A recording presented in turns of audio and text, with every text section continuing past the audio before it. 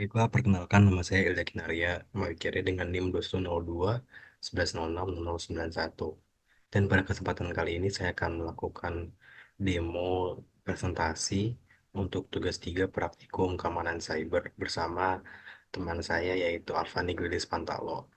Baiklah, sekarang kita akan langsung saja masuk ke yang pertama. Pada yang lab pertama ini dengan judul Working with Text Files in the CLI. Masuk ke step 1 saja langsung di sini. Jadi kita akan langsung masuk ke CyberOps Virtual Machine di sini. Kita akan login dengan username analis dan juga password CyberOps. Masuk ke kita akan lakukan navigasi ke CIT di sini. Kita akan klik version CyberOps dan di sini ada tulisan SIT. Nah, di sini kita akan membuat sebuah file TXT dengan teks yang berisi sebagai berikut. Saya sudah melakukannya. Nah, kemudian di sini kita akan save filenya dengan nama space.txt dan kita akan klik save di sini. Kemudian kita akan keluar CIT di sini. Kemudian kita akan masuk lagi. Nah, kita akan klik file open. Nah, di sini kita ada pertanyaan di sini. Apakah kita bisa menemukan space.txt? Dan jawabannya tidak ada ya. Ketika kita klik open file, tidak ada file dengan nama space.txt. Oke. Kemudian, di sini ini dikarenakan karena SCIT ini cuma mengidentifikasi extension dan file.txt bukan termasuk dalam file-file extension. Kemudian ada to display all files, klik the drop down menu and file. Kemudian kita akan klik all files. Nah, di sini ada space.txt.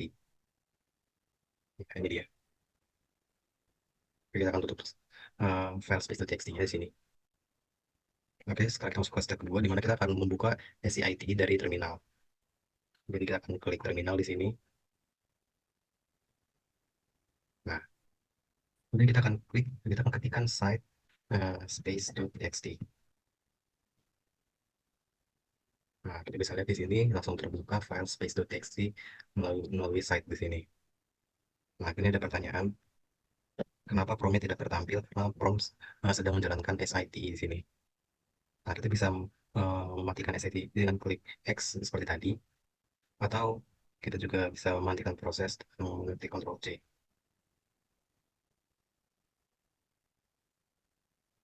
Oke, sekarang kita masuk ke part 2 di sini. Nah, di sini kita diminta untuk mengetikkan perintah nano space.txt. Nano space.txt.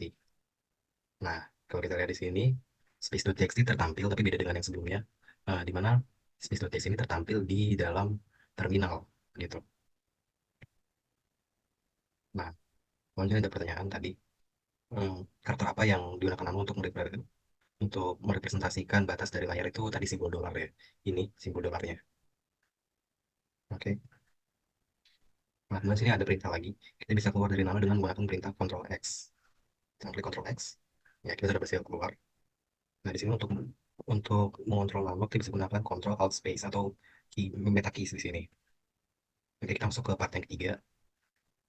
Nah, di sini untuk yang A-nya di sini kita akan ngelis semua file yang ada di directory analis. Jadi kita akan ketik ls min l. Nah, ini dia. Nah, kemudian kita akan gunakan lagi ls strip la strip la untuk menampilkan file tersembunyi. Nah, ini dia semua file tersembunyinya. Nah, sekarang untuk menampilkan konten yang spesifik pada contoh yang ini kita akan menampilkan konten pada file .bashrc. Jadi kita akan gunakan komen cat. Nah, ini kemudian bash rc. Ya, ini hasilnya. Sekarang kita akan menampilkan konten dari directory slash etc. Jadi kita akan ketik ls slash etc. Ya, ini hasilnya. Jadi sekarang kita akan kita akan menampilkan konten dari bash underscore bashrc menggunakan komen yang tadi yaitu komen cat gitu. Jadi kita akan masukkan di sini cat, perintah cat, kemudian slash etc slash bash dot bash rc di sini. ini hasilnya. Nah, di sini juga ada pertanyaan. Why are user application configuration files saved in the user home directory and not under /etc with all the other system configuration file? Itu karena Linux adalah sistem operasi multipengguna yang menyimpan file konfigurasi pengguna di bawah /etc, akan mencegah pengguna untuk menyelesaikan aplikasi mereka. Oke, Oke, kita masuk ke step 2, di mana kita akan mengedit dan save configuration file. Jadi kita akan minimize dulu ini. Pertama kita akan membuka site lagi. Sini CyberOps dan sini. Kemudian kita akan klik file, open. Nah, di sini file.bsr sini itu ya tersembunyi ya. Jadi kita akan mengubah ini all source menjadi all files. Nah, jadi kita akan cari di sini ada file bernama bsrc. Kita akan klik. Kita akan melihat sini ada angka 32 dan mengganti dengan 31. Di mana 32 itu adalah kode angka untuk hijau dan 31 adalah kode untuk warna merah. Oke, kita akan ganti ini 31. Kemudian kita akan save. File save. Kita akan tutup.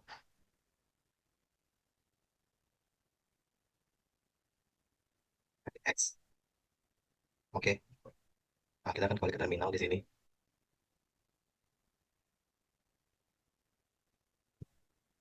Fungsinya di sini promnya itu berubah menjadi warna merah bukan menjadi hijau. Nah, di sini tidak berubah kenapa? Karena file base.rs itu dijalankan di diterapkan saat terminal pertama kali dibuka. Jadi terminal yang dibuka sebelumnya tidak akan terpengaruh oleh perubahan pada file.bsrc. Nah, sekarang kita diminta untuk mengetikkan perintah manual.bsrc di terminal.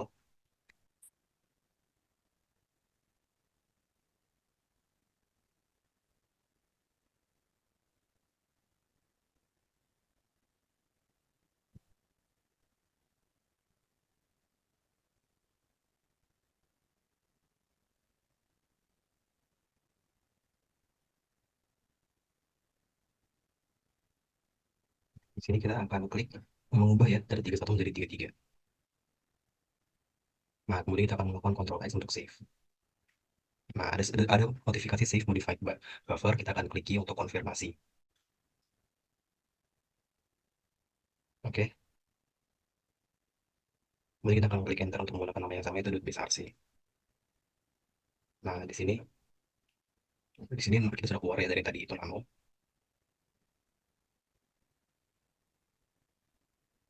Nah, sekarang kita coba keluar. Nah, kita bisa lihat di sini warna terminal sudah berubah ya dari yang hijau menjadi warna kuning. Oke, sekarang kita akan masuk ke step yang ketiga. Step yang ketiga, kita akan diperkenalkan dengan Nginx, di mana Nginx ini adalah web server yang terinstall pada Cisco CyberOps Virtual Machine. Di mana Nginx ini juga bisa di-customize dengan cara mengganti configuration filenya. Oke, pertama kita akan masuk ke terminal lagi. Kemudian kita akan mengetik perintah sudo nano,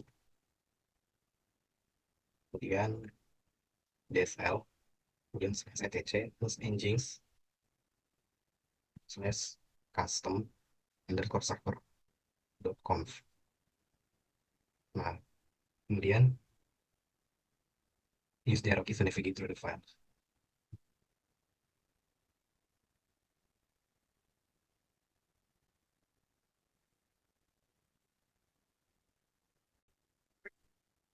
Sekarang kita akan lanjut ke editing configuration files for services di sini.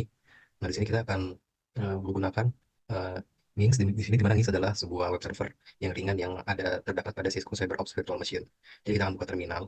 Dan kita akan ketikkan perintah sudo nano dsl slash etc di sini slash nginx slash custom underscore server dot conf. Nah, password buat analis itu kita tahu CyberOps. Nah, kita sudah masuk sini jadi tampilannya.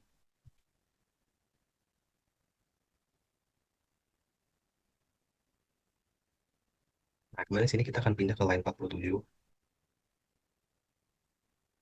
di mana kita akan mengganti hmm, alamat ya atau pet. Ini ada tulisan root di sini. Kita akan ganti dengan nama slash usr slash share.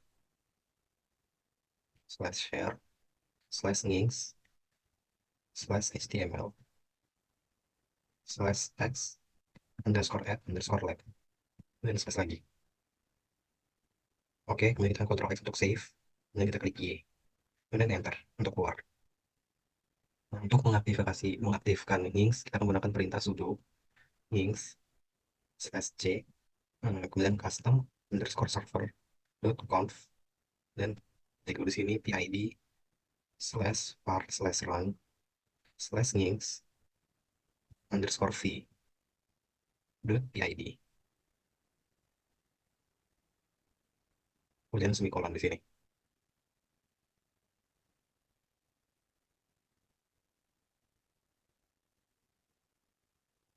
Sini ada terjadi kesalahan,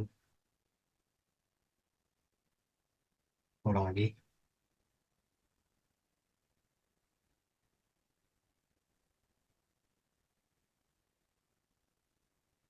underscore server dot conf pid var run links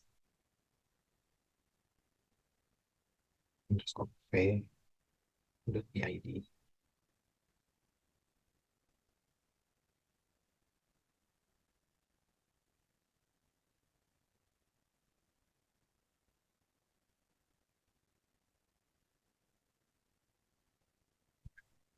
Kita akan buka di sini Firefox.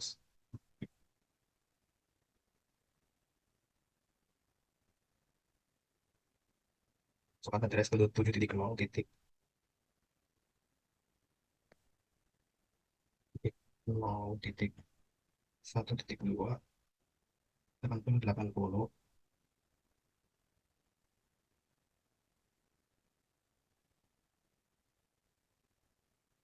Ya, di sini ada tulisan eh, errornya itu kenapa? Karena di sini disebabkan oleh ada file nih dengan nama favicon.io yang hilang di text underscore add dot lab gitu. Oke, sekarang kita akan matikan links.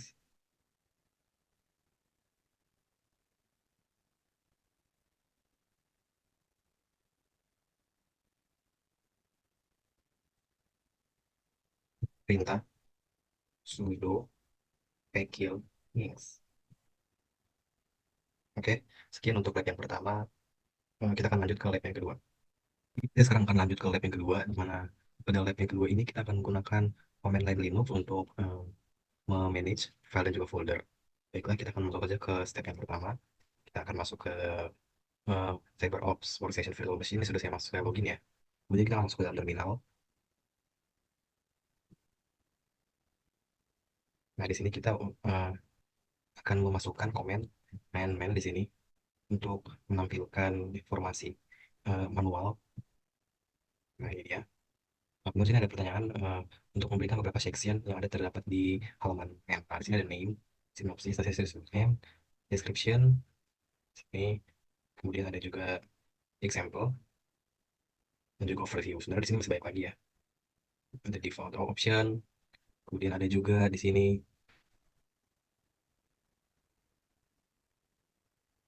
ya, controlling formatted output. Oke, ini kita akan klik Q untuk keluar. Oke, ini kita akan menggunakan command man cp. Oke, nah fungsi command cp ini adalah melakukan copy file ke lokasi yang ada di local system. Nah, di sini ada what command would you use to find out more information about the pwd command. Nah, di sini command pwd, maaf saya tulis pwd digunakan untuk mengakses halaman manual tentang pwd. Nah, tapi kita masuk step 3, di mana kita akan mengubah dan membuat directory. Oke, sekarang kita akan gunakan command pwd. Nah, di sini harus tertampil directory yang saat ini kita berada itu berada di home slash analyst. Nah, sekarang kita akan eh, berpindah ke home analyst, di mana saya akan menggunakan eh, change directory atau command ini cd masih slash home slash analyst. Oke, Kemudian saya akan melakukan command ls dsl untuk melis semua file yang folder yang ada di folder ini, yaitu folder analis ya. Nah, di sini ada 20 totalnya, ada 20 folder dan juga 20 file.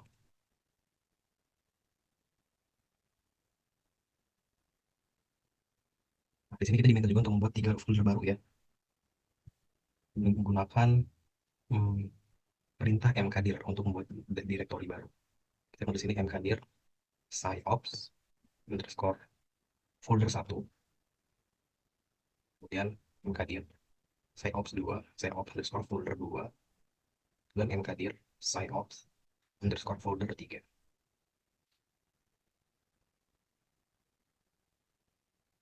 Oke, sekarang kita akan menggunakan perintah ls sama seperti ls dsl. Nah, di sini kita bisa lihat total folder dan file itu sudah menjadi 32 lah ya. Karena kita sudah berhasil membuat seops folder satu, seops folder 2 dan juga seops folder 3. Di sini ada tulisan di sini seops folder satu, folder 2 dan juga folder 3. Oke, sekarang kita akan menggunakan perintah change directory lagi, slash home, slash analyst, slash seops, underscore folder 3.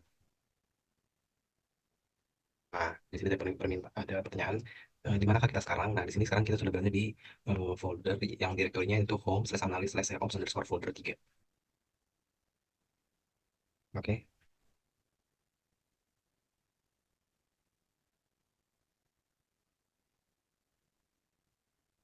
ada perintah di sini. Kita menggunakan cd, terus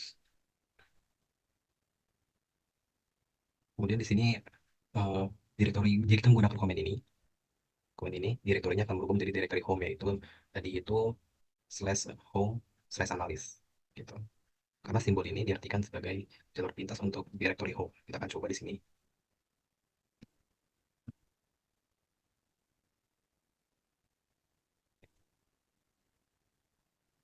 Di sini kita akan membuat folder di seops folder 3 dengan nama folder baru itu seops folder 4 dengan cara mkdir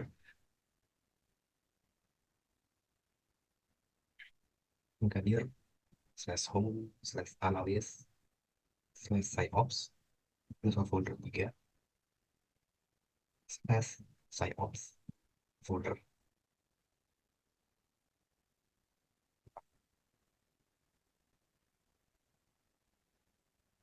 Dia akan menggunakan komen lsdsl lagi,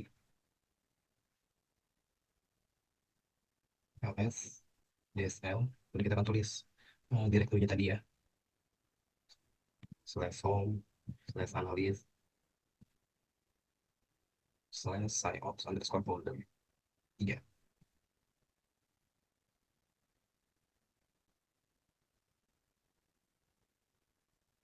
Di sini saya masih berada di direktori cyber psyops underscore folder 3. Jadi saya akan kembali dulu, saya akan tutup terminalnya. Oke, kita akan klik sini ls l slash home slash analyst slash psyops underscore folder 3. Nah, di sini ada 4 ya filenya. Oke, sekarang kita masuk ke part berikutnya. Nah, di sini kita akan menggunakan perintah ls slash underscore dsl a slash home slash analyst lagi slash psyops underscore folder 3. Nah, di sini ada 12 ya totalnya. Nah, fungsi li ini untuk menampilkan lebih banyak file atau menampilkan file tersembunyi. Sekarang kita akan mengubah direktori eh, ke home analyst psyops folder 3. Oke, kita akan menggunakan command cd atau change directory slash home slash analyst slash psyops underscore folder 3. Jadi kita akan menggunakan perintah cd. Nah, di sini apa yang terjadi, tidak terjadi apa-apa ya.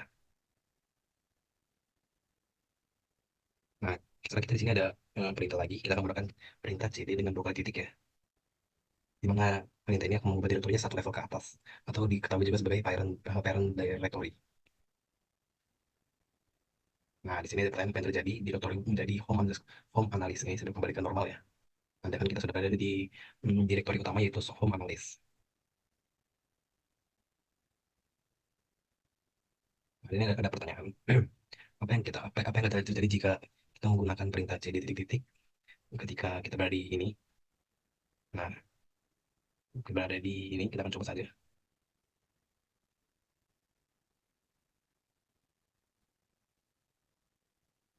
Lalu berubah menjadi slash home. Bisa dilihat di sini. Nah, apa yang terjadi lagi jika kita menggunakan komen yang tadi? Nah, di sini ada backslash ya, dimana ini merupakan root dari sistem. Kita ulang lagi. Oke, sama hasilnya. Jadi sama ya. Jadi kita menggunakan cd titik-titik. Kita masuk ke part berikutnya. Ini kita akan menggunakan komen cd untuk mengubah direktori dari home analysis yang base ini. Dimana sebelumnya itu hmm, logo itu slash di sini. Jadi saya akan klik cd slash home slash analysis slash. Nah, bisa lihat ini sudah berubah ya, beda dengan yang sebelumnya. Nah, kita akan menggunakan komen echo untuk use the echo comment to echo message. Jadi kita menggunakan echo. Nah, kita akan tulis pesannya. This is a message echo to the terminal by echo. Titik. Oke, sudah ya. Berhasil sini outputnya. Sama seperti yang di sini. Nah, kemudian kita akan menggunakan simbol lebih dari di sini untuk redirect output echo ke sebuah text file. Dengan cara kita akan menggunakan perintah yang tadi, echo. Kemudian kita akan spasi di sini. Kemudian simbolnya.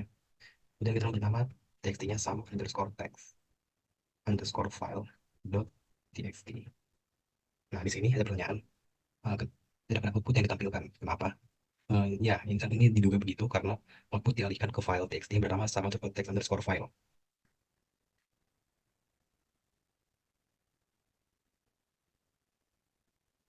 Nah, kita akan memverifikasi apakah some text file txt ini benar tercipta ya, menggunakan perintah ls -l some underscore text underscore file dot txt. Nah, nah di sini ada jamnya, ada tanggalnya juga 10 April jam 9.33. Nah, sekarang kita akan membuat pesan echo lagi ke some text file txt. Kita akan menggunakan lagi perintah echo. This is a different message. Once again, echo to the terminal by echo. Titik, kemudian kita tanda panah lebih, some underscore text underscore file dot txt. Oke, outputnya tidak muncul ya sama seperti tadi, karena pesan itu sudah masuk ke some text file dot txt. Oke, kita akan menggunakan comment cat di sini untuk menampilkan hmm, isi dari some text file dot txt. Menggunakan perintah cat some underscore text underscore file dot txt. Nah, di sini apa yang ada di dalam text file? Dari text file yang ini, echo this is a different message akan tertampil, bukan yang this is a message echo terminal by echo karena pesan yang ini sudah tertimpa oleh pesan baru yaitu pesan yang ini. Gitu. Oke. Sekarang kita menggunakan perintah baru, di mana sebelum kita menggunakan satu kali tanda anak panah lebih besar. Sekarang kita akan menggunakan dua anak panah. Nah, perbedaannya di sini untuk dua anak panah ke kanan itu artinya text to the end of a referred file. Oke, kita akan gunakan perintah echo. Jadi kita isi pesannya, this is another line of text. It will be appended to the output file. Jadi kita gunakan dua kali di sini menuju ke some underscore text underscore file txt. Nah, kita akan menampilkan lagi isi dari some text. So, menggunakan ini perintah get some text file txt. Nah, di sini sudah tertambah ya. Jadi tidak menghapus pesan yang sebelumnya. Oke. Nah, sekarang untuk step 6 kita akan melakukan interaksi atau kita akan belajar cara mengelola hidden files yang terdapat di Linux. Oke. Oke. Kita akan mulai dengan ls-l. Ada berapa file yang tertampil? Ada 36 di sini ya. Sama. Kemudian kita akan gunakan comment ls underscore la. Nah, ada berapa file yang tertampil di sini. Kita coba scroll saja dulu. Nah, total ada 140 file, menampilkan juga file-file yang tersembunyi. Oke. Nah, are there any directories in the output of ls-DSLI? Di sini ya banyak directory yang tersembunyi ditampilkan. Kemudian memberikan tiga contoh dari directory tersembunyi. Di sini ada .dmrc, kemudian ada .shst, dan juga ada .iceauthority. Di sana kita akan menggunakan perintah man ls.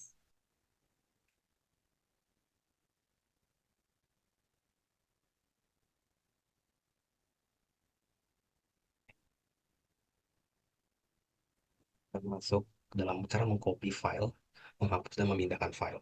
Di mana perintah cp itu adalah perintah yang digunakan untuk melakukan copy file. Jadi saya akan mengcopy di sini, copy some text file.txt. Kita akan tulis dulu cp some underscore text underscore file.txt sciops underscore folder 2.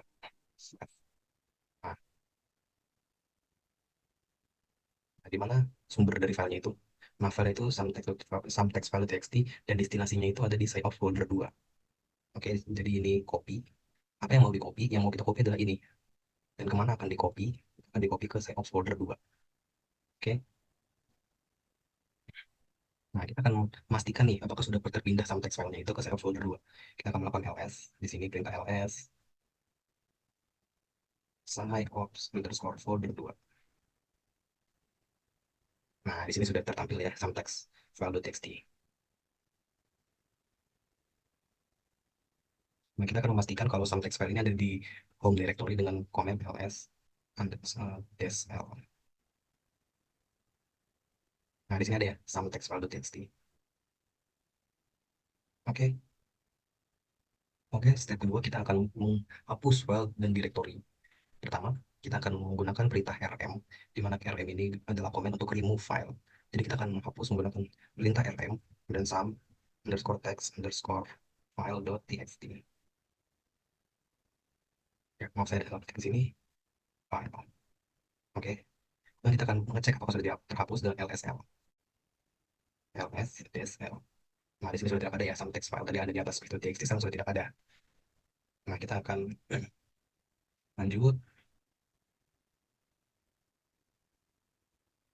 Karena kita akan menghapus directory. Kalau tadi kita menghapus, eh, kalau kita tadi menghapus file some text file, kita akan menghapus directory dengan menggunakan perintah rm -r sciops underscore folder 1.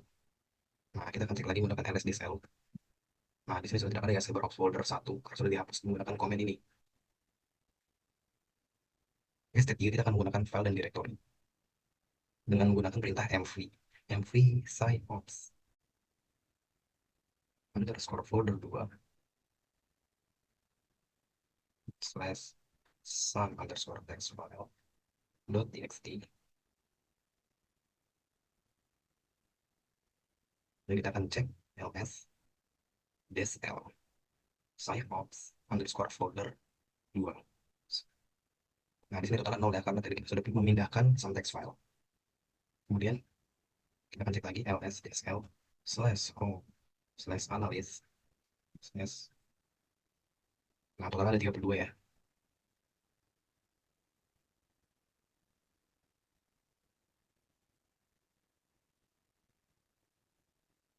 Oke, akhir kita akan hmm, memindahkan menggunakan perintah mv sciops underscore folder 3 slash sciops underscore folder 2 ls slash dsl slash home slash analysis slash. Nah,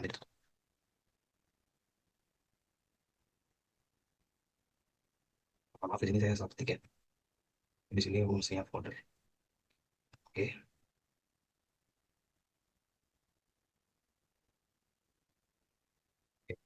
Nah, di sini ada pertanyaan terakhir, apakah keuntungan menggunakan Linux command line?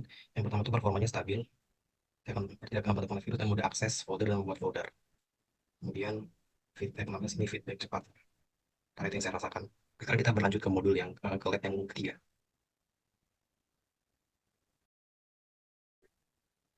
Kita akan masuk ke lab yang ketiga. Di sini kita akan masuk ke dalam terminal lagi-lagi. Nah, kemudian kita akan masukkan perintah sudo ps self. Nah, passwordnya CyberOps ya. Oke, ini dia outputnya. Ada pertanyaan, apakah penting untuk menggunakan perintah ps sebagai root? Di sini jawabannya perintah sudo ps self dijalankan untuk memperoleh hak akses root dalam langkah-langkah yang diberikan. Oke, selanjutnya kita akan menggunakan perintah sudo ps ej. Mana ej ini digunakan untuk menampilkan proses yang sedang berjalan di dalam tree.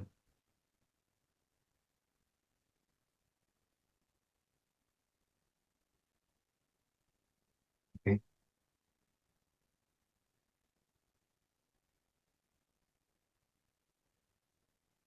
Habis itu proses hierarki yang dipresentasi PS.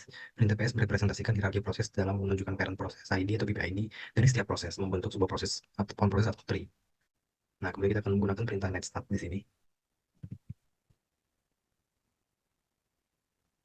Nah, seperti yang terlihat, netstart ini mengembalikan informasi ketika digunakan tanpa aturan. Nah, sekarang kita akan menggunakan perintah tune net untuk adjust output dari netstart.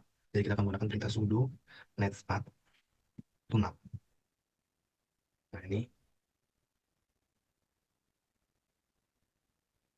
oke. Sekarang kita akan menggunakan perintah sudo netstart tune up.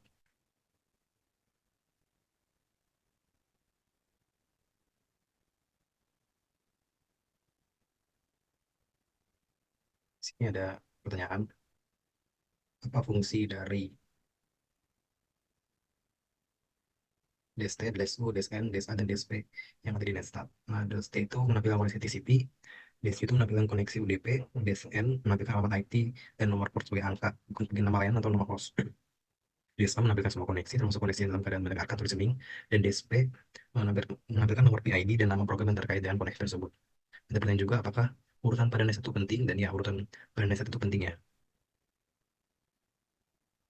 Nah, the itu based on the next part, output on the item D, apa itu layer 4 protokol, connection status PID of the running process on port 80. Nah, di sini layer 4 protocol, TCP connection status itu listen PID yang sedang running pada port 80542. Nah, di sini kita menebak service yang sedang berjalan di port 80 TCP. Nah, port 80 TCP ini digunakan untuk HTTP untuk mengirim konten web menggunakan internet. Sekarang kita akan menggunakan perintah sudo isdevself grep 395.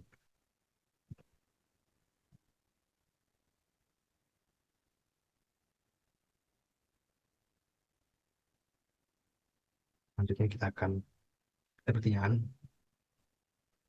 proses dari PN395 dan NGINX, di mana proses ini terhubung dengan port 80 sesuai dengan kolom link pada baris port 80 address.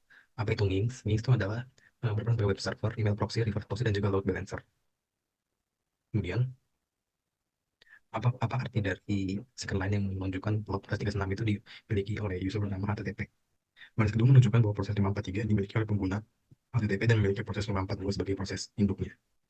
Ada apa di last line yang terdapat 3395?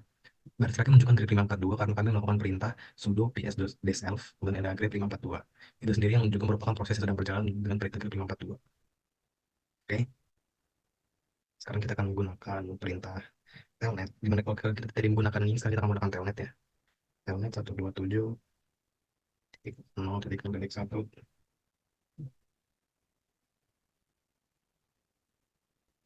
Nah, ada tulisan error. Kenapa error? Karena ini dirancang khusus untuk protokol HTTP dan tidak mendukung layanan telnet. Gitu. Nah, kita coba lagi. Kita ganti ya, ini di sini, jadi dua. Nah,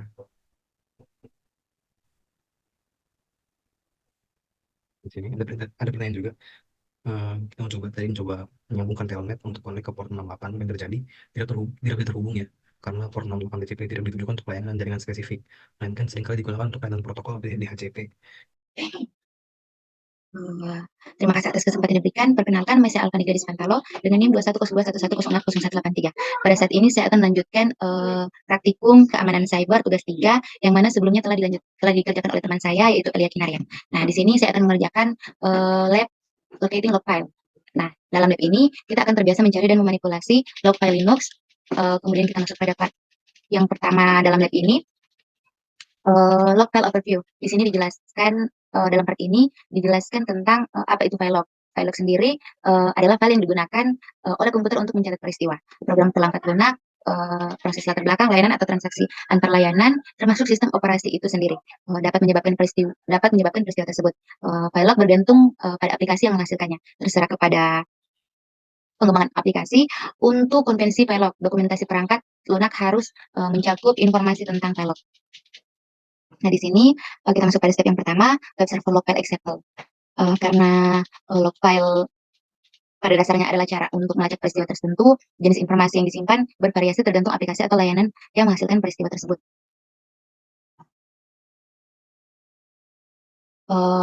Di sini terdapat entry log tunggal yang dihasilkan oleh Apache Popular Web Server. Nah, di sini uh, dipecah menjadi 5 bagian utama, yaitu timestamp, type, PID, client, dan description. Dan kemudian di sini kita diminta untuk menjelaskan berdasarkan entry log di atas ini. Nah, di sini pada hari Rabu tanggal 22 Maret, kemudian dengan IP server sebagai berikut, meminta file yang tidak ada bernama location.iso. Nah, file seharusnya berada di jalur berikut, tetapi karena tidak dapat ditemukan, maka memicu kesalahan.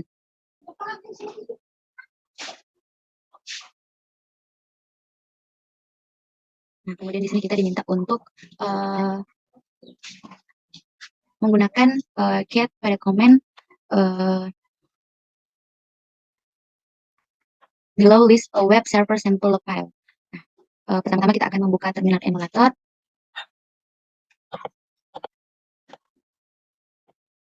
Kemudian dalam terminal emulator kita akan memasukkan input cat /var/log/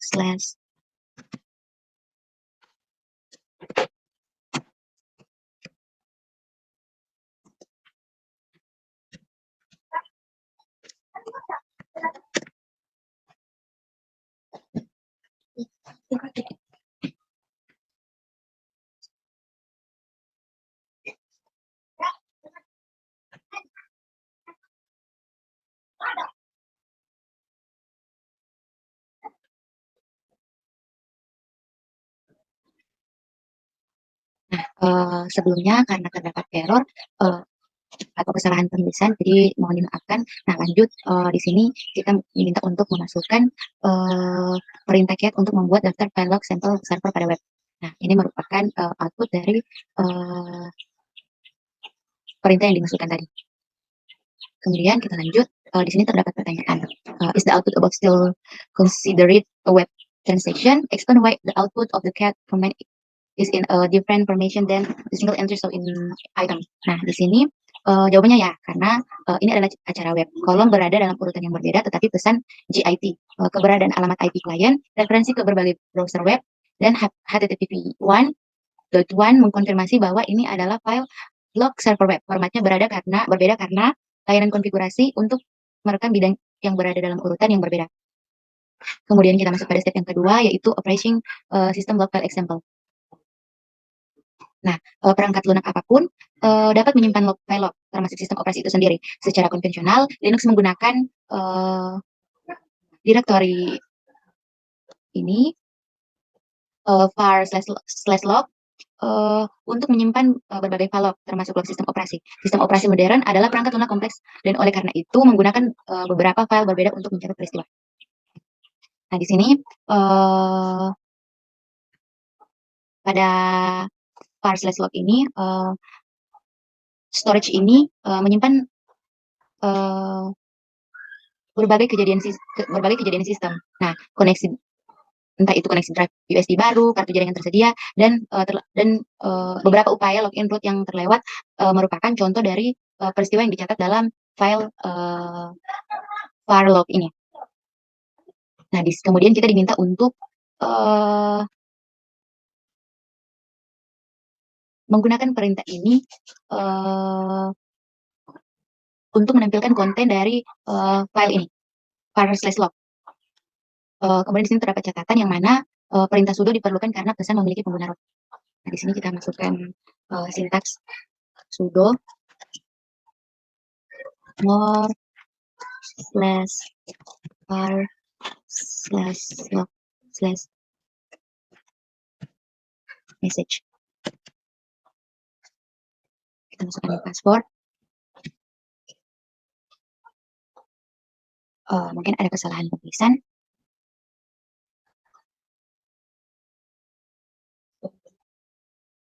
Berikut merupakan output dari sudo more slash var slash log slash message. Kemudian di sini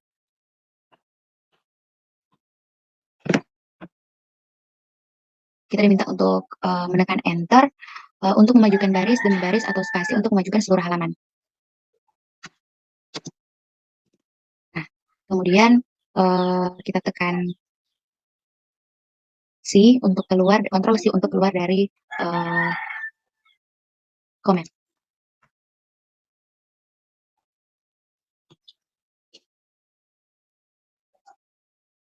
Nah, di sini file log sangat penting untuk pemecahan masalah. Kemudian kita diminta mengasumsikan bahwa pengguna sistem tertentu melaporkan bahwa semua operasi jaringan lambat setelah pukul 14.30 atau pukul 2.30 PM.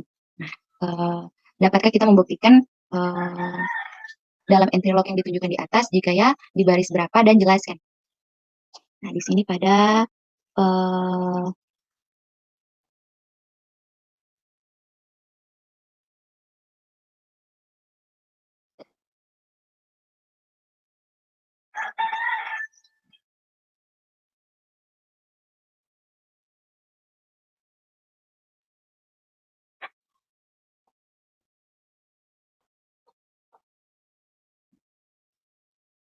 di sini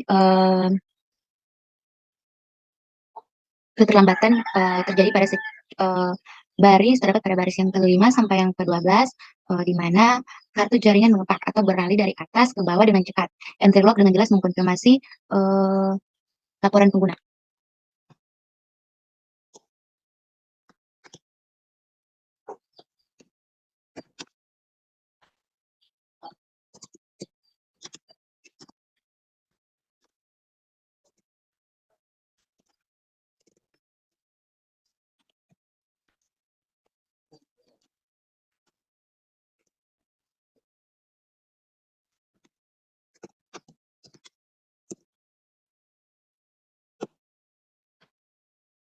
Kemudian kita lanjut pada part yang kedua dalam lab ini, yaitu mengenai locating log files in a known system. Nah, virtual machine dari CyberOps workstation ini menyertakan Nginx yang mana pada server web ringan. Bagian ini akan menunjukkan cara menemukan dan menampilkan login Nginx menggunakan CyberOps workstation virtual machine.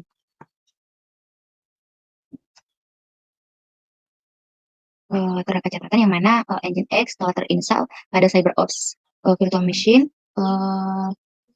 dengan pengaturan defaultnya. Nah, di sini pada bagian A kita akan memasukkan syntax main Nginx.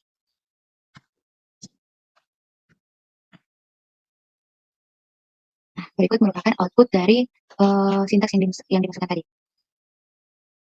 Kemudian kita scroll ke bawah.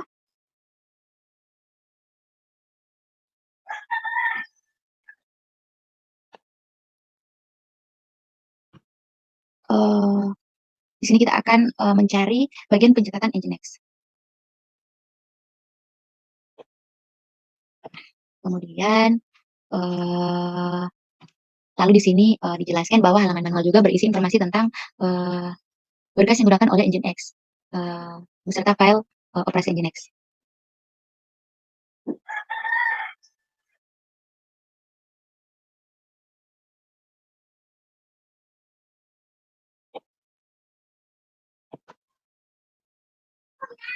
Kemudian kita lanjut pada bagian D. Sebelum mencari file Nginx, kita akan menggunakan perintah ps and then grep pada komen untuk memastikan Nginx berjalan di virtual machine. Terdapat catatan yang mana kita diminta untuk menggunakan main untuk mempelajari lebih lanjut tentang perintah ps dan grep.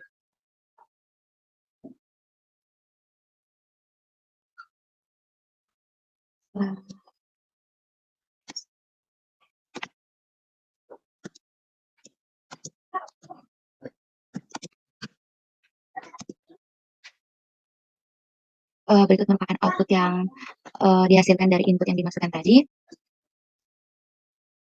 yang mana output ini mengkonfirmasi bahwa Nginx sedang berjalan. Selain itu, output juga menampilkan parameter yang digunakan ketika Nginx dimulai. ID proses Nginx disimpan di //run/nginx, dan pesan pada kesalahan sedang dialihkan ke terminal. Terdapat catatan yang mana jika Nginx tidak berjalan, masukkan perintah sudo /usr/sbin/nginx pada prompt, dan jika perlu memulai ulang Nginx, Anda dapat mematikan layanan ini menggunakan perintah sudo kill Nginx. Lanjut, karena lokasi berkas log tidak ditemukan, berkas konfigurasi Nginx global harus diperiksa untuk mengetahui berkas log. Secara desain, virtual machine CyberOps memanfaatkan lokasi dan definisi default sebanyak mungkin. Secara konvensional, directory varlog menyimpan berbagai file log untuk berbagai aplikasi dan layanan sementara. Namun di sisi lain, file konfigurasi disimpan di bawah directory etc. Serta halaman manual Nginx tidak menyediakan lokasi yang tepat untuk berkas lognya. Halaman ini tidak hanya mengkonfirmasi bahwa Nginx mendukung pencatatan, tetapi juga mengisyaratkan lokasi berkas konfigurasi. Nah, karena lokasi berkas log seringkali dapat dikustomisasi dalam berkas konfigurasi, langkah berikutnya kita akan menggunakan perintah is untuk mencari tahu bahwa etc dan mencari berkas konfigurasi Nginx. Sini kita masukkan perintah is /etc/ ls, mohon maaf ada kesalahan pengucapan. Maksud saya ls/etc/. Nah, berikut merupakan output yang dihasilkan, dan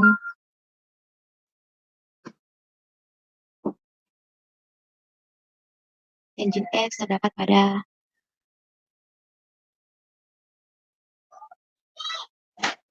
di bagian sini. Nah, kemudian perhatikan folder Nginx yang mana sudah dijelaskan tadi bahwa fungsi ls sendiri digunakan untuk menemukan sejumlah berkas termasuk Nginx config. Nah, kemudian pada step selanjutnya gunakan perintah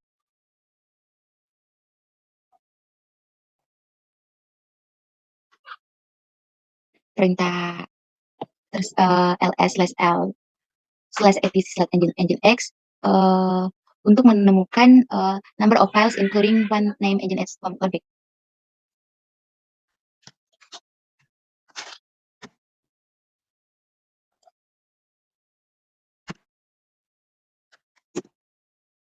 Berikut merupakan number dari file dari input yang dimasukkan tadi.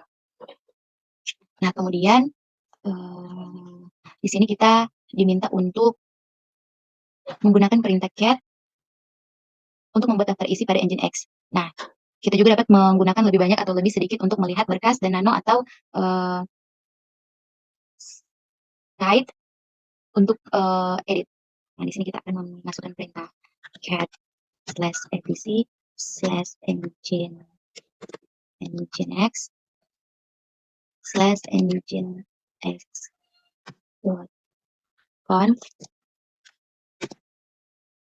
Berikut merupakan output yang dihasilkan dari input yang dimasukkan tadi.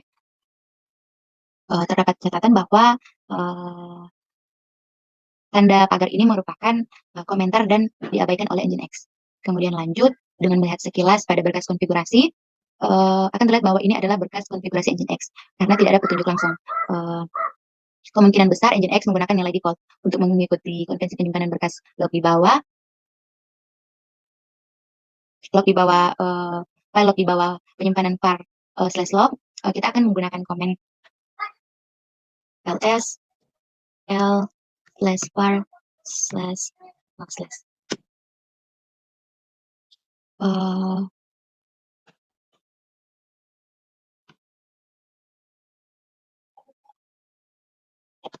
berikut merupakan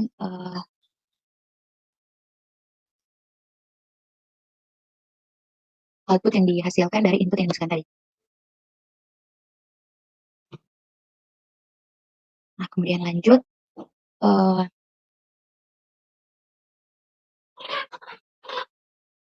dengan di sini terdapat catatan, karena Farlock Engine X ini ya adalah pemilik pengguna HTTP user, adalah pemilik dari HTTP atau pengguna dari HTTP, kita harus mengeksekusi is ls sebagai root. Nah, di sini kita akan memasukkan perintah sudo ls l slash var slash log slash nginx.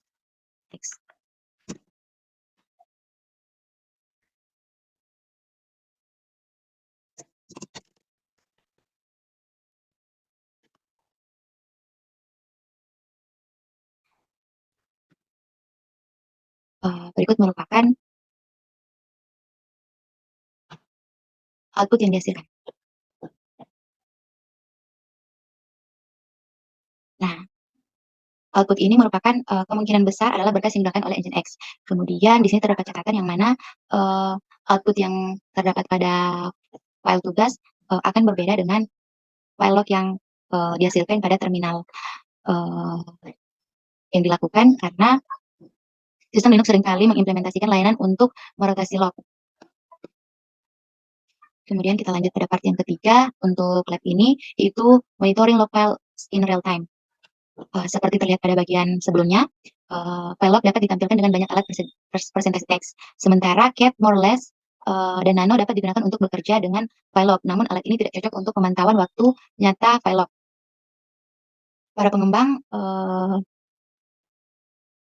merancang berbagai alat yang memungkinkan pemantauan real-time file log dan beberapa alat berbasis teks, sementara yang lain memiliki antarmuka grafis. Lab ini akan berfokus pada alat yang sederhana namun efisien, tersedia secara praktis hampir semua sistem berbasis Linux. Kita masuk pada step yang pertama, using detail command. Di sini kita akan menggunakan perintah tail untuk menampilkan akhir dari var log engine access log.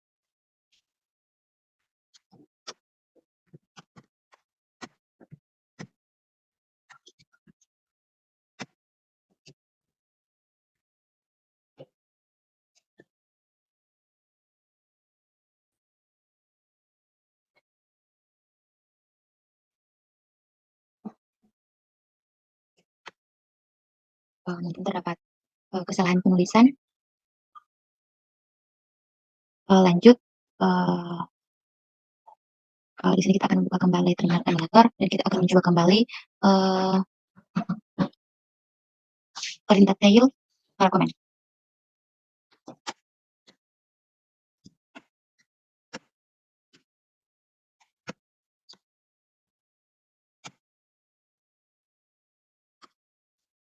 Di sini kita akan diminta untuk memasukkan password.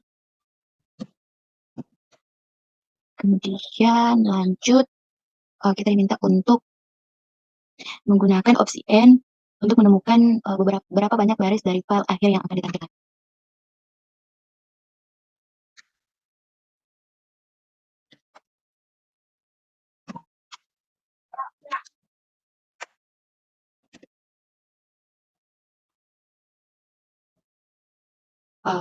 Kemudian kita juga dapat menggunakan perintah tail pada opsi F untuk memantau akses login pada Nginx secara real time.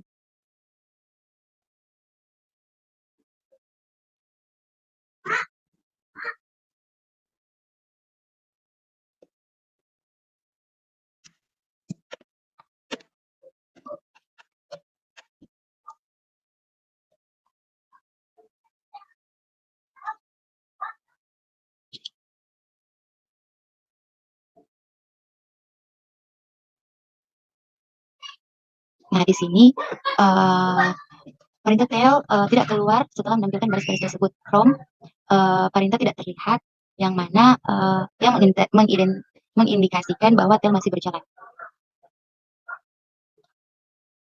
uh, dengan tel yang masih running pada terminal pada terminal emulator, maaf. Uh, Sini kita akan masuk pada browser.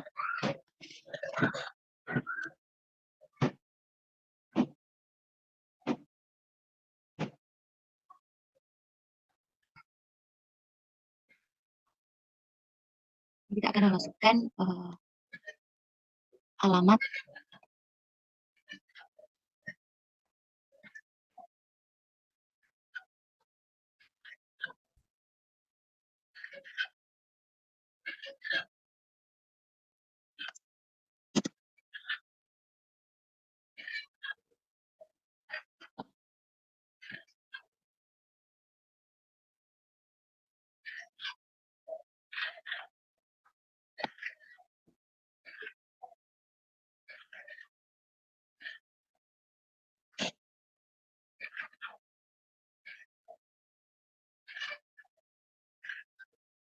Nah, di sini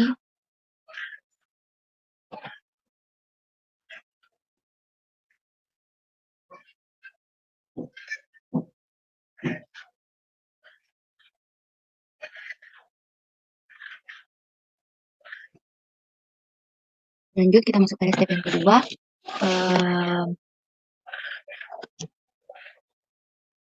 Cyber CyberOps berbasis Arch Linux dikategorikan sebagai distribusi Linux. Arch Linux merupakan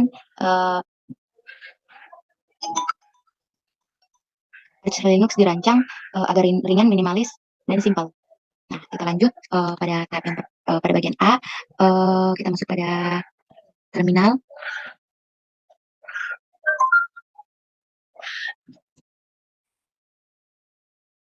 Lanjut.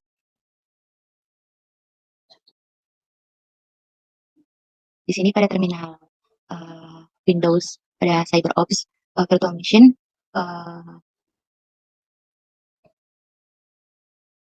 kita diminta untuk mengeluarkan perintah jurnal CTL tanpa opsi untuk menampilkan semua entry log jurnal.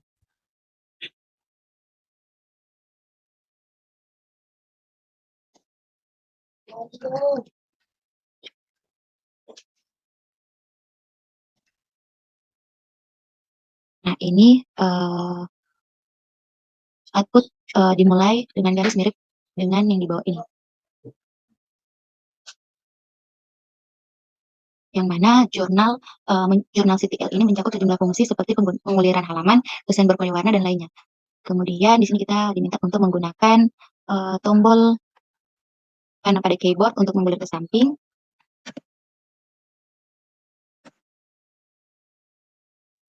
Dan menampilkan entry log yang melampaui batas.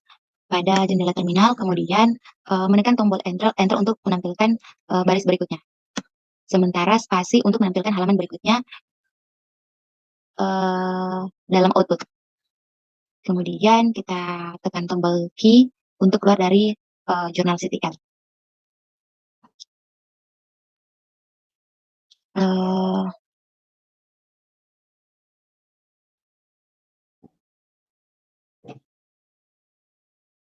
Di sini terdapat petunjuk yang mana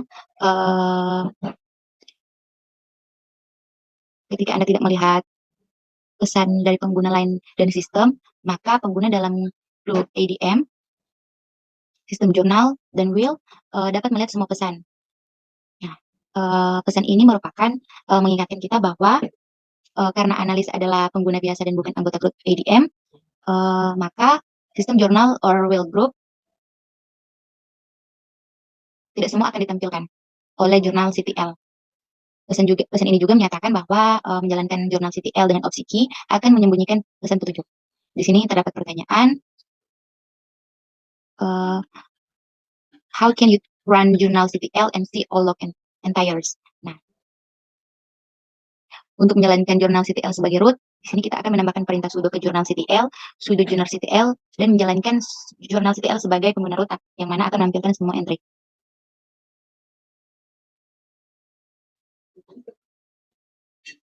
Di sini kita akan menggunakan opsi B untuk menampilkan log yang berhubungan dengan bot, entry log yang berhubungan dengan bot.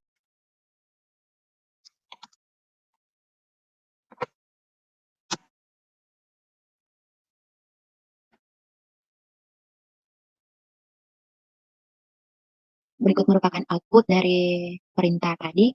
Kemudian untuk melihat entry yang terkait dengan bot terakhir, tambahkan 1 pada komen, dan untuk melihat entry yang terkait dengan 2 bot terakhir, tambahkan opsi 2.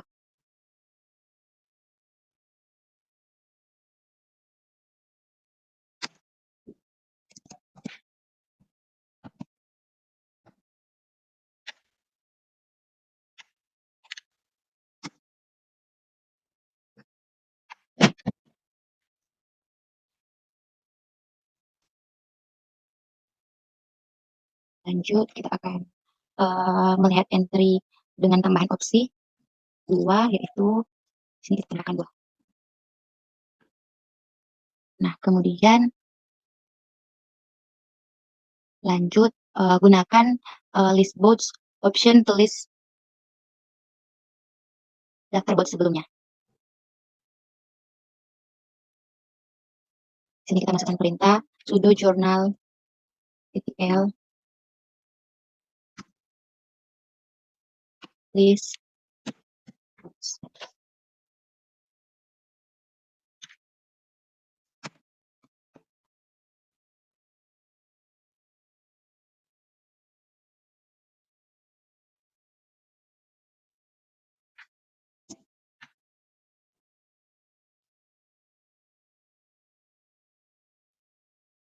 Itu merupakan output dari penggunaan opsi list bots. Kemudian lanjut,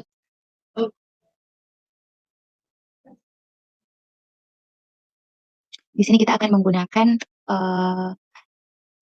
science time range untuk menentukan rentang waktu entry log yang akan ditampilkan. Kita masukkan perintah sudo journal -l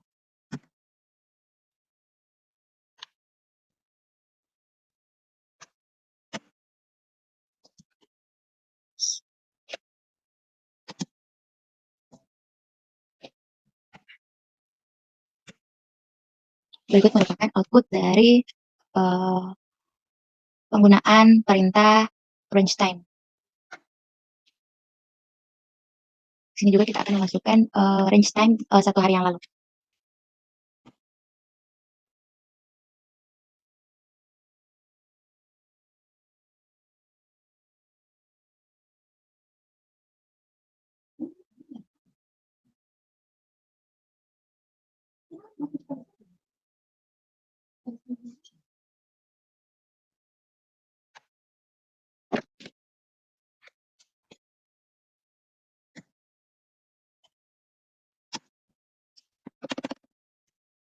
Itu merupakan output dari input yang dimasukkan tadi. Kemudian lanjut,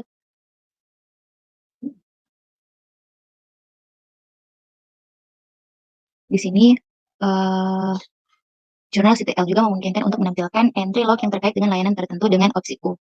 Di sini kita akan memasukkan perintah sudo journal CTL U nginx service untuk menampilkan entry log yang terkait dengan nginx. Berikut merupakan file log yang terkait dengan nginx. Kemudian mirip dengan TLV tadi, jurnal CTL juga mendukung pemantauan waktu nyata. Di sini kita akan menggunakan opsi F untuk menginstruksikan jurnal CTL mengikuti log tertentu.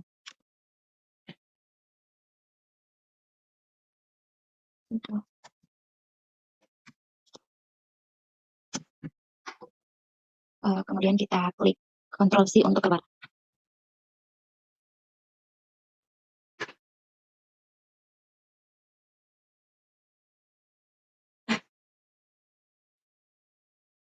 Nah, jurnal CTL juga mendukung opsi pencampuran untuk mencapai set filter yang diinginkan. Perintah sudo jurnal CTL U nginx stud service F merupakan perintah yang memonitor peristiwa sistem nginx secara real time.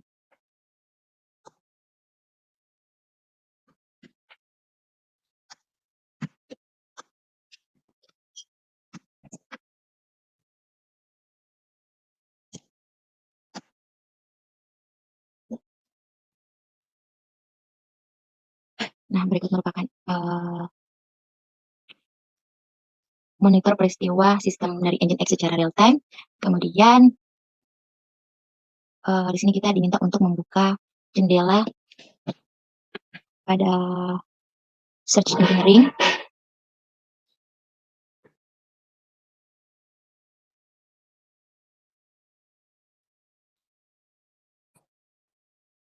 Kita lanjut, di sini terdapat refleksi uh, yang menjelaskan bahwa log file sangat penting untuk memecahkan masalah. Lokasi file log mengikuti konvensi, tetapi pada akhirnya ini adalah pilihan pengembang. Seringkali informasi log file, baik itu location, file, or name, dan lain-lain, disertakan dalam dokumentasi. Jika dokumentasi tidak memberikan informasi yang berguna tentang log file, kombinasi dari penelitian web dan sistem penyelidikan sistem harus digunakan. Kemudian jam harus selalu disinkronkan untuk memastikan semua sistem memiliki waktu yang benar. Jika jam tidak disetel dengan benar, diatur dengan benar, akan sangat sulit untuk melacak kembali kejadian. Nah, dan yang terakhir, sangat penting untuk memahami kapan peristiwa tertentu terjadi. Selain itu, peristiwa dari sumber yang berbeda seringkali dianalisis pada waktu yang sama. Sekian presentasi dari saya, dan untuk lab yang selanjutnya akan dilanjutkan oleh teman saya. Terima kasih.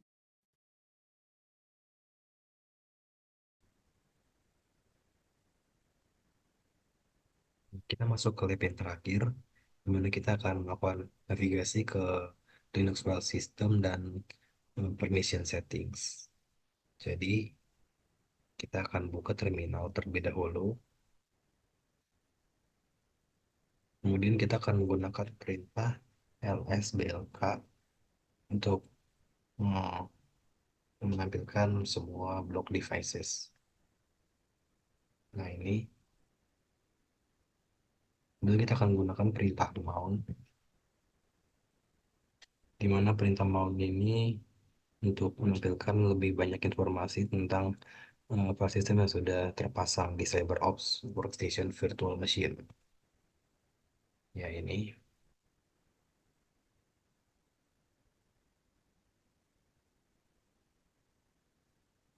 Oke.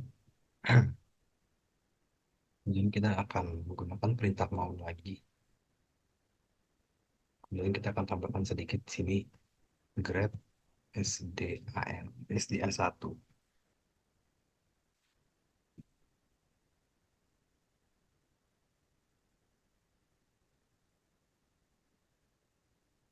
Oke.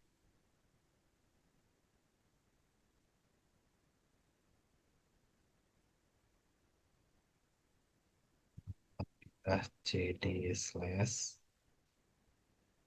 juga ls dsl. Oke. Apakah art dari outputnya? Nah, kemudian apa yang dimanakah eh, file fisik itu tersimpan? Jadi perintah pertama itu memindahkan direktori sedang dibuka oleh direktori root. Kemudian perintah kedua yang lsdl ini melakukan isi direktori. Secara fisik direktori ini tersimpan di sistem file dev slash sda1. Nah, kenapa dev dev dash sdb1 itu tidak tertampil? Itu karena belum di mount pada sistem. Jadi sini tidak ada kita bisa melihat dev slash sdb1. Oke. Nah, kita akan sekarang melakukan proses mounting dan unmounting pada file system. Yes. Nah, kita lihat di sini, second drive di sini ya. Nah, kalau tidak terjadi, kalau tidak second drive tidak ada, kita menggunakan perintah mk second yes drive underscore drive. Kemudian kalau sudah tidak ada, kita akan skip saja. Nah, kemudian kita akan membuat konten baru yang ada pada directory second drive dengan menggunakan perintah ls -l second underscore drive plus. Oke. Nah, di sini kosong ya, tidak ada isinya. Nah, kemudian kita akan melakukan mounting dengan perintah sudo mount slash dev slash sdb1.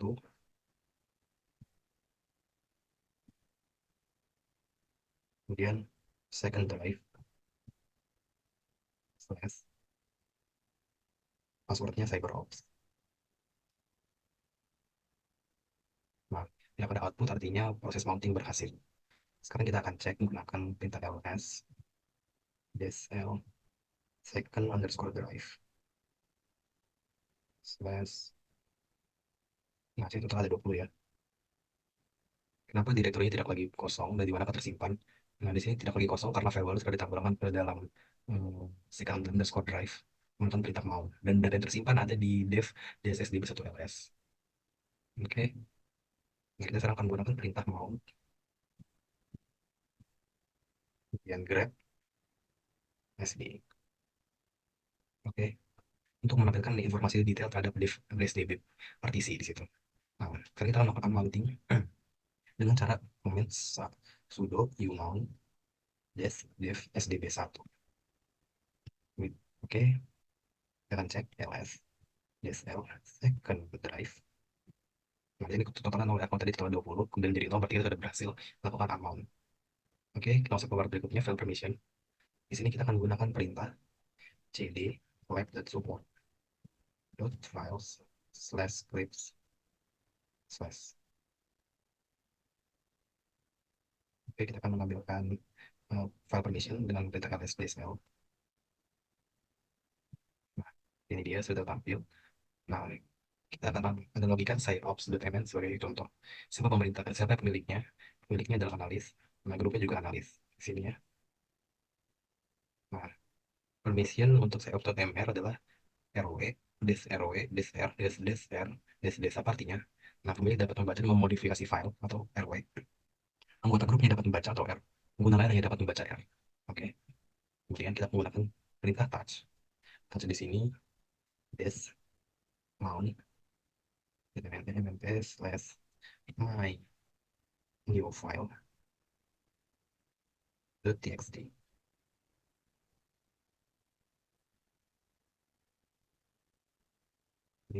Ini kenapa file tidak tercipta? Nah, karena di sini analis itu adalah pemiliknya. Sedangkan di sini semua pemilik grup. Cuma sebagai anggota grup maksud saya. Ini kita akan melakukan comment ls dsld slash mnt. Nah ini, nah direktori slash mnt memiliki izin drx, drwxr, dsxr, dsx yang dimiliki oleh pengguna root, sehingga hanya pengguna root yang dapat memodifikasi isi dari file direktori tersebut. Oke, nah sekarang kita akan menggunakan perintah chmod untuk membuat izin dari file atau direktori. Kita akan mengetik sudo mount slash dev slash sdb 1 yang di sini dia second underscore drive. Kita akan uh, mengubah ke second drive directory dan menampilkan isinya cd slash second drive. Ini kita akan menampilkan menggunakan ls server. Ya, kebetulan ada 20 ya sini. Nah, apa permission dari myfile.txt? Nah, permissionnya adalah dsrw, dsrw, dsr, dsr, dsx. Oke. Kita akan menggunakan perintah chmod dengan perintah sudo chmod 665 myfile.txt. Ini saya salah ketik sini ya. Sudo chmod myfile.txt.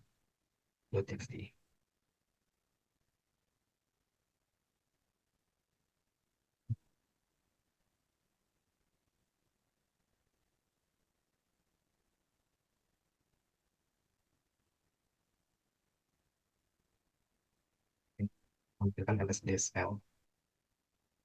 Ya, apakah uh, izinnya berubah?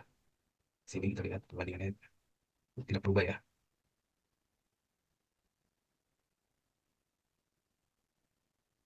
Missionnya itu tadi sama seperti tadi ya.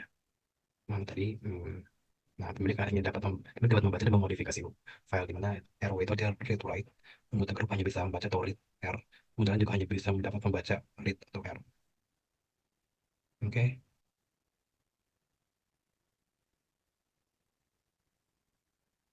Nah, semua ada pertanyaan, komen apa yang bisa mengubah permission dari my value text menjadi RW, X, RW, X, RW, WX.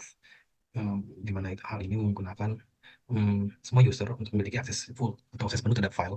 Kita bisa menggunakan perintah sudo chmod 77, kemudian kita menuliskan file itu myfile.txt. Oke, selanjutnya kita akan menggunakan perintah sudo chown minus myfile.txt. Ini tekan ls dsl. Nah, di sini ada analisnya. Nah, di sini kita akan melakukan echo terakhir, echo test ke myfile.txt. Add myfile.txt. Oke, apa operasinya berhasil? Ya, karena sebagai pemilik file, pengguna analis atau saya sendiri memiliki hak untuk membuat perubahan file. Izin ini menggunakan pemilihan anggota grup inti untuk membaca dan mengubah konten file. Oke, selanjutnya kita akan hmm, mengubah kembali home analysis lab support file dengan menggunakan perintah sebagai berikut. cd, kita change directory lab support files. Oke, ls dsl. Nah, total ada 584 ya. Nah, apa compare the permission of the malware directory with the mininet service. Nah, oke, apa perbedaannya? Nah, di sini ada teman-teman, di sini ada proof D ya. D eh, ini adalah indikasi dari directory malware. Oke,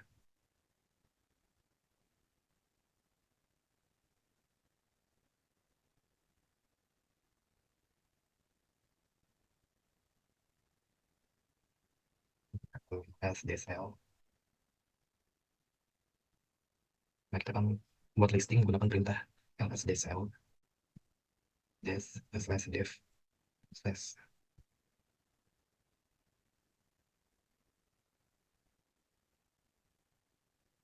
Oke, demikian untuk tugas 3 praktikum keamanan cyber. Saya Deddy Kinarya dengan IMUS 0211066091 pamit. Mohon maaf apabila ada salah kata selama kami melakukan praktikum ini. Sekian dan terima kasih. Yang menggunakan protokol UDP, di mana yang port 68 itu menggunakan HTTP dan bukan DHCP. Nah, pertanyaan terakhir, apa keuntungan menggunakan NetStat? Menggunakan NetStat kita bisa melihat koneksi aktif, periksa port, temukan masalah, lalu monitor lalu lintas. Yang kedua, apakah aman menggunakan Telnet? Jawabannya cenderung tidak aman karena tidak ada enkripsi, bisa mengungkapkan kredensial dan sebagai ganti SSH yang sudah terenkripsi. Untuk part berikutnya akan dilanjutkan oleh teman saya.